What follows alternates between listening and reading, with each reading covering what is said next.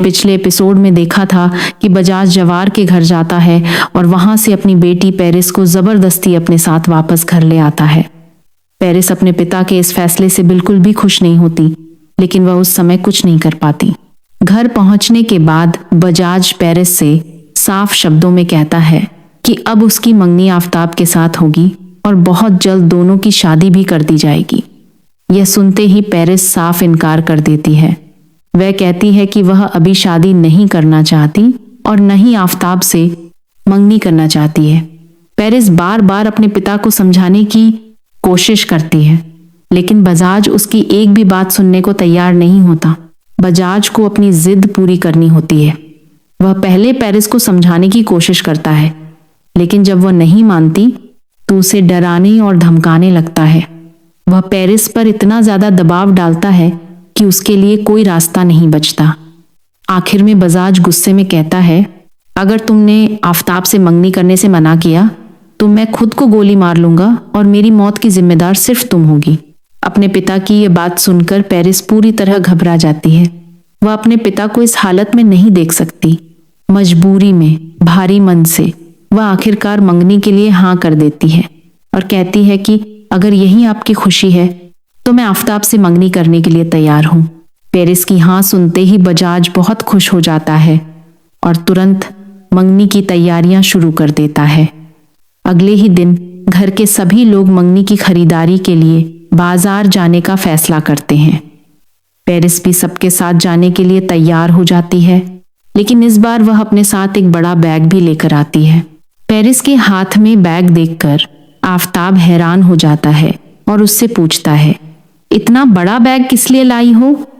इस पर पेरिस मुस्कुराते हुए जवाब देती है, इसमें मेरी जरूरत का सामान है, रास्ते में काम आ जाएगा। पेरिस की बात सुनकर किसी को भी उस पर शक नहीं होता, लेकिन असलियत कुछ और ही होती है। उस बैग में उसकी जरूरत का सामान नहीं, बल्कि उसके कपड़े और कुछ जरूरी चीजें होती हैं। दरअसल पेरिस एक बार फिर घर से भागने की पूरी योजना बना चुकी होती है और सही मौके का इंतजार कर रही होती है। जब सभी लोग निकलने लगते हैं तो आफताब पेरिस से कहता है, तुम मेरे साथ मेरी गाड़ी में चलो। लेकिन पेरिस तुरंत मना कर देती है और कहती है कि वह अपनी फूफो के साथ उनकी गाड़ी में जाएगी। बजाज भी इस बात की इजाजत दे देता है और किसी को भी पेरिस की असली योजना का जरा भी अंदाजा नहीं होता। रास्ते में जैसे ही पेरिस को सही मौका मिलता है, वह सबकी नजरों से बचकर चुपचाप वहां से निकल जाती है। कोई कुछ समझ पाता उससे पहले ही वह वहां से गायब हो चुकी होती है। काफी देर बाद जब सब लोग उसे ढूंढना शुरू करते हैं, तब तक बहुत देर हो चुकी होती है।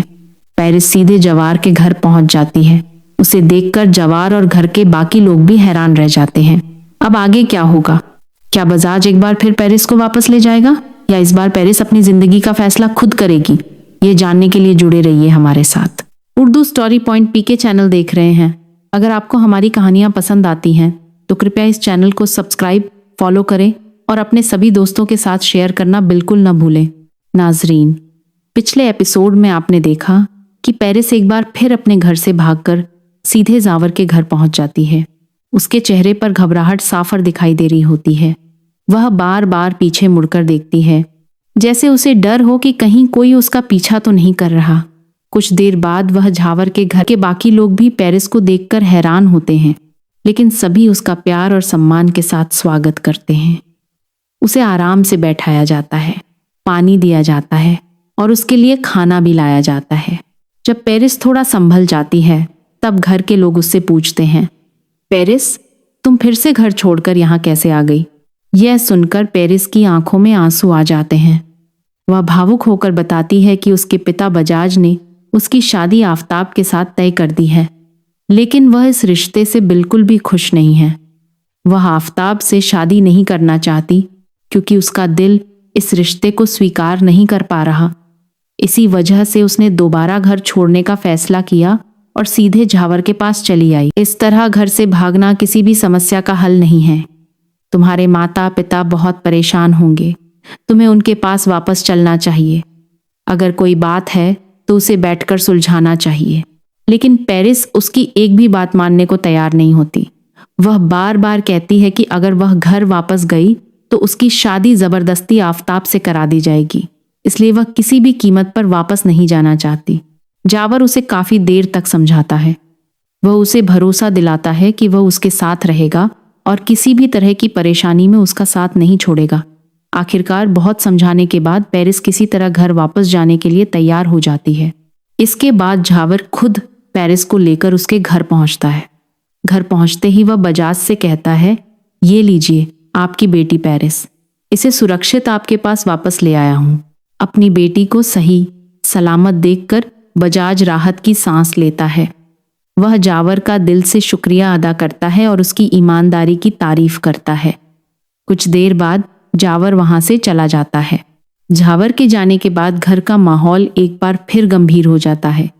बजाज पेरिस को अपने पास बैठाता है और बहुत प्यार से समझाने की कोशिश करता है। वह उसे परिवार की इज्जत, समाज की बातें और अपनी मजबूरियों के बारे में बताता है। वह कहता है कि उसने जो फैसला लिया है वह परिवार की भलाई के लिए लिया है। पेरिस पहले तो साफ मना कर देती है।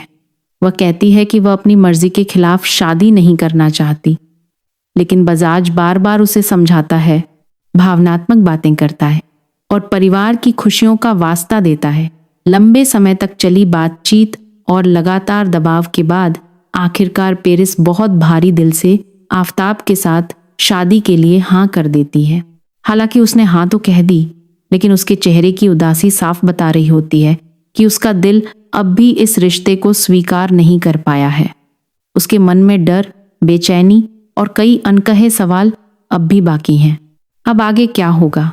क्या पेरिस सचमुच आफताब के साथ अपनी नई जिंदगी शुरू कर पाएगी या फिर उसकी किस्मत में अभी और भी बड़े इम्तिहान लिखे हैं?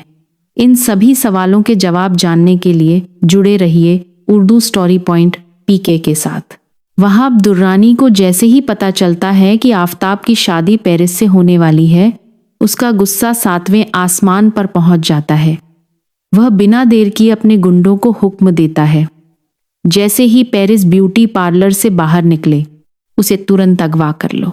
उधर शादी की तैयारियों के बीच पेरिस ब्यूटी पार्लर से बाहर निकलती है, लेकिन जैसे ही वह अपनी गाड़ी की तरफ बढ़ती है, वहाब दुर्रानी के गुंडे उसे घेर लेते हैं और जबरदस्ती उठाकर अपने साथ ले जाते हैं।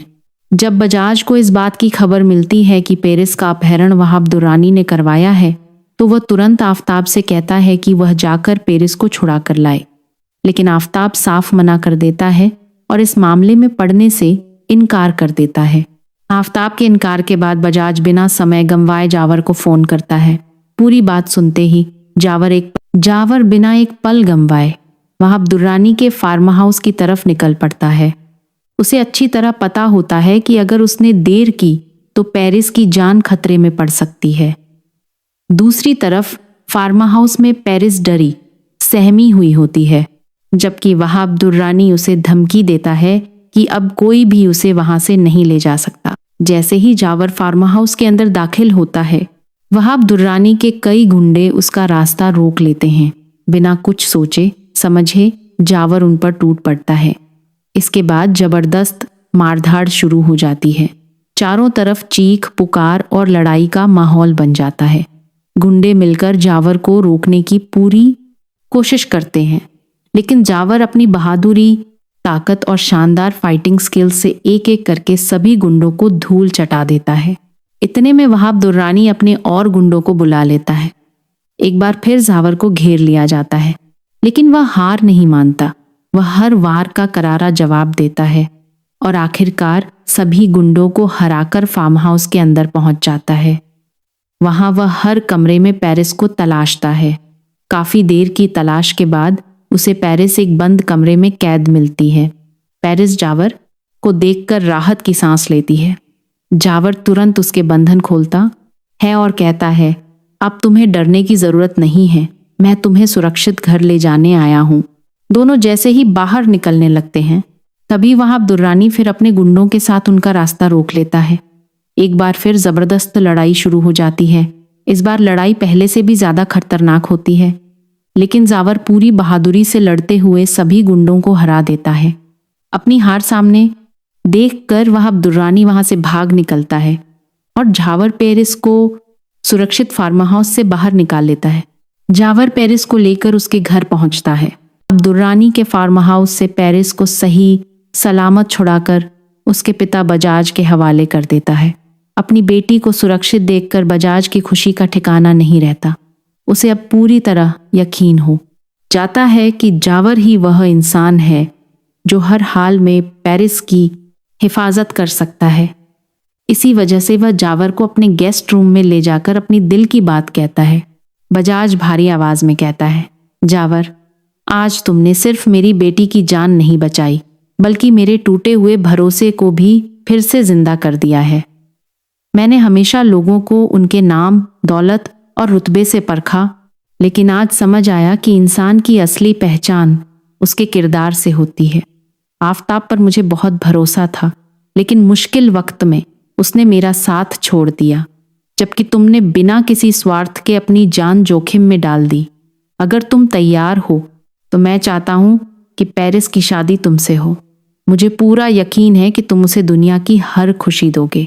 बजाज की बातें सुनकर जावर कुछ पल तक खामोश खड़ा रहता है। उसके दिल में कई तरह के ख्याल चल रहे होते हैं। वह बजाज की इज्जत करता है, लेकिन इतना बड़ा फैसला जल्दबाजी में नहीं लेना चाहता। वह कुछ कहने ही वाला होता है कि तभी उसके मोबाइल की घंटी बज उठती है।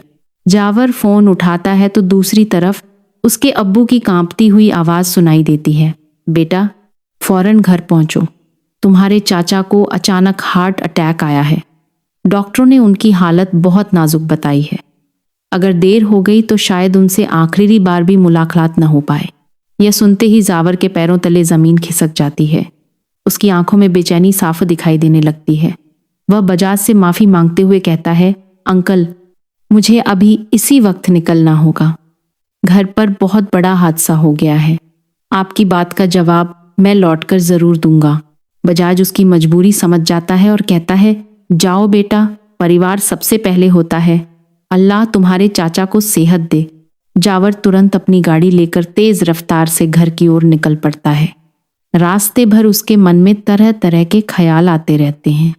एक तरफ चाचा की नाजुक हालत की चिंता, दूसरी तरफ बजाज का शादी का प्रस्ताव, और तीसरी तरफ वहाब दुर्रानी की दुश्मनी जो अभी खत्म नहीं हुई थी। उधर वहाब दुर्रानी अपने फार्म हाउस में हार के बाद गुस्से से आग बबूला बैठा होता है। उसके चारों तरफ घायल गुंडे खड़े होते हैं। वह मेज पर जोर से मुक्का मारते हुए चिल्लाता है, जावर ने मेरी इज्जत मिट्टी में मिला दी। उसने मेरी आंखों के सामने से पेरिस को छीन लिया। मैं उसे जिंदा नहीं छोड़ूंगा। अब उसकी जिंदगी का हर दिन मेरे इंतकाम के नाम होगा। इसके बाद वह अपने सबसे खतरनाक आदमियों को बुलाता है और आदेश देता है, जावर पर नजर रखो। वह जहां भी जाए उसकी हर खबर मुझे मिलनी चाहिए। इस बार कोई गलती नहीं होनी चाहिए। सही वक्त आने पर ऐसा वार करना कि उसे संभलने का मौका भी न मिले। जावर के घर पहुंचने से पहले ही उसके चाचा को अचानक जोरदार हार्ट अटैक आता है। घर वाले उन्हें बचाने की हर मुमकिन कोशिश करते हैं, लेकिन अफसोस डॉक्टर भी उन्हें नहीं बचा पाते और उनका इंतकाल हो जाता है। जब जावर घर पहुंचता है तब तक उसके चाचा इस दुनिया से हमेशा के लिए रुखसत हो चुके होते हैं। जैसे ही उसकी नज़र अपने चाचा के जनाजे पर पड़ती है, उसके पैरों तले जमीन खिसक जाती है। वह फूट फूट कर रोने लगता है। घर के हर शख्स की आंखें नम होती हैं और पूरे घर में गम का माहौल छा जाता है। बाद जनाजे की तैयारी शुरू होती है। जावर अपने अब्बू और दूसरे रिश्तेदारों के साथ मिलकर सारी जिम्मेदारियां निभाता है। फिर सभी लोग मस्जिद में जनाजे की नमाज अदा करते हैं। नमाज के बाद हर कोई नम आंखों के साथ उनके जनाजे को कंधा देता है और कब्रिस्तान की ओर रवाना हो जाता है। वहां उन्हें पूरे एहतराम और दुआओं के साथ सुपुर्द खाक कर दिया जाता है। दफन के बाद सभी लोग उनके लिए मगफिरत की दुआ करते हैं और धीरे धीरे अपने घर लौट आते हैं। नाजरीन, आपने देखा कि दफन और जनाजे की तमाम रस्में पूरी होने के बाद जावर के अब्बू उसे अपने पास बुलाते हैं। उनके चेहरे पर गहरा दुख साफ दिखाई दे रहा होता है। वह भारी आवाज में जावर से कहते हैं, बेटा, तुम्हारे चाचा ने इंतकाल से पहले मुझसे अपनी आखिरी ख्वाहिश का जिक्र किया था। उन्होंने मुझसे वादा लिया था कि मैं उनकी इस ख्वाहिश को जरूर पूरा करवाऊं। उनकी आखिरी ख्वाहिश यही थी कि तुम अपनी कजिन से शादी कर लो। मैं चाहता हूं कि तुम अपने चाचा की इस आखिरी तमन्ना को हर हाल में पूरा करो। अपने अब्बू की बातें सुनकर जावर गहरी सोच में डूब जाता है। एक तरफ उसे अपने चाचा की आखिरी ख्वाहिश का एहतराम करना था, तो दूसरी तरफ उसके दिल में किसी और के लिए मोहब्बत थी। वह बिना कुछ कहे वहां से उठता है और अपनी कजिन से मिलने चला जाता है। जैसे ही जावर अपनी कजिन के सामने पहुंचता है, वह उसे देखकर भावुक हो जाती है। उसकी आंखों में आंसू आ जाते हैं। वह कहती है, जावर, मैं बचपन से सिर्फ तुमसे मोहब्बत करती हूँ। मैंने हमेशा तुम्हें ही अपना हमसफर माना है।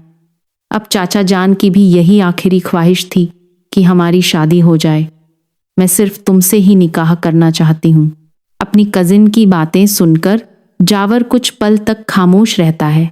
फिर वह धीमी आवाज में कहता है, मुझे माफ कर दो। मैं तुम्हारी बहुत इज्जत करता हूँ, लेकिन मैं तुमसे मोहब्बत नहीं करता। मेरे दिल में किसी और के लिए जगह है। मैं उससे सच्ची मोहब्बत करता हूँ और किसी को धोखे में रखकर शादी नहीं कर सकता। जावर की यह बात सुनते ही उसकी कजिन के चेहरे की मुस्कान पल भर में गायब हो जाती है। उसकी आंखों से आंसू बहने लगते हैं। अब देखना यह होगा कि क्या जावर अपने चाचा की आखिरी ख्वाहिश पूरी करेगा या अपनी मोहब्बत का साथ निभाएगा। यह जानने के लिए जुड़े रहिए अगले एपिसोड के साथ।